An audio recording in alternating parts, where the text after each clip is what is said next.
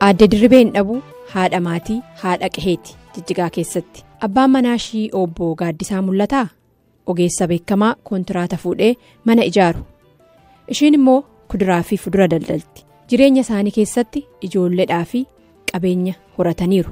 Lammiilee Oromoo naannoo Somaalee Itoophiyaatti dirqamaan baafaman keessa tokko fulbaana 4 bara 2017 akka lakkoofsa Itoophiyaa dura mana isaanii magaalaa Jijjigaa keessatti argamutti oduma taa'anuu namni 2 qawwee hidhatan olitti seenanis obbo Gaaddisaa fudhatanii bahan.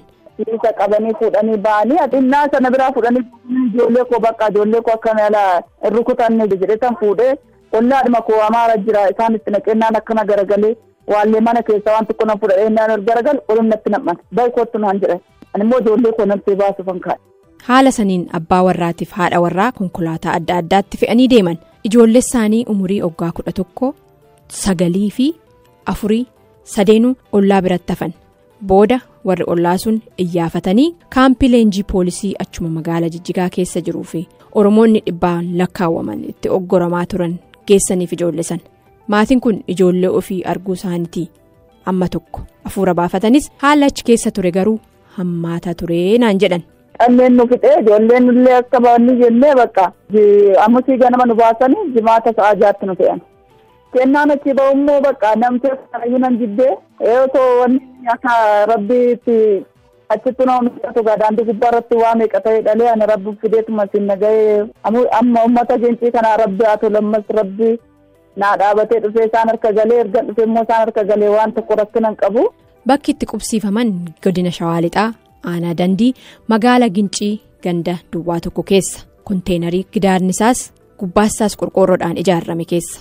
Waan dhalageecheef Aadde Dirribeen jiraattonni qarshii walitti buusanii fi mana kireeffataniif. Ji'a tokko taa'etan dhalee amma argan dhalee isaan amma gargaara naa godha rabbi galan naa ga'u nan ganne dan gaafa dhufeetiti. Daa'imni jajjabaatee eenyu jettaniin? Falmataadha. Falmataan erga dhalatee reefu ji'an guunne akka obbolaasaa qe'ee warrasaa arguu hin dandeenye. Aadde Dirribeenii fi obbo Gaaddisaan qabeenya ollaa. Manaa fi qe'ee waggoota 19 ijaaran dhiisanii bahaniiru. Tilmaamni qabeenya isaanii bulchiinsas beeksifatan gara qarshii miliyoona 2 akka ta'u dubbatan. Haalli nageenya fooyyee garas deebi'uu in yaadanii laata? Aadde Dirribee. An lammata garatti deebee garagalee ilaalan jedhee na sabu garin koottu ijoollee koo rabbi kan nagaa fideen illee nagaan namteen koo alqaqqabee ani kanin billaa alaaba'e rabbi galanni isaan badini. Edda dhufee biyya koo keessa qaqqabee immoo lammata nan deedhadheen asxaaba gara koo keessaa siin qabu mataa koo keessaa siin qabu.